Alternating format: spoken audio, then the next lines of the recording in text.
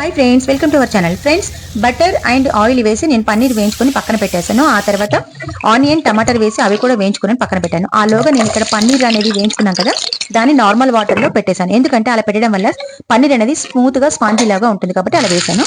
ఆ తర్వాత మనకి ఆనియన్ టమాటో కూడా వేగిపోయింది. అది పక్కన పెట్టుకొని దాంట్లో అల్లం పేస్ట్, కొత్తిమీర వేసి పేస్ట్ చేసుకున్నాను.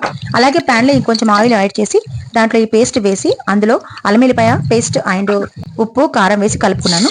అలాగే మిక్సీలో ఇంకో కొన్ని వాటర్ యాడ్ చేసి దాంట్లో వేసానండి. ఆ తర్వాత జీరా ధనియా పౌడర్, గరం మసాలా, కొత్తిమీర వేసి కూడా కలిపేసుకొని ఒక 5 minutes దాన్ని వేపాను. ఆయిల్ మనకి పైన వచ్చేంత వరకు వేపుకున్నాను. ఆ తర్వాత అందులోనే మటర్ కూడా వేసాను, అంటే వటానా కూడా వేసాను. ఆ తర్వాత పన్నీర్ నానబెట్టుకున్న వాటర్ కూడా ఉంది కదా, ఆ వాటర్ కూడా దీంట్లో యాడ్ చేసి ఒక 10-15 minutes దాకా దాన్ని ఉడికించానండి. ఆ తర్వాత అది మంచి దగ్గరికి అయిన తర్వాత అందులోనే పన్నీర్ కూడా యాడ్ చేశాను. చూడండి, ఎంతో టేస్టీ గల మటర్ పన్నీర్ మసాలా రెడీ అయిపోయిందండి. Okay friends, thank you for watching.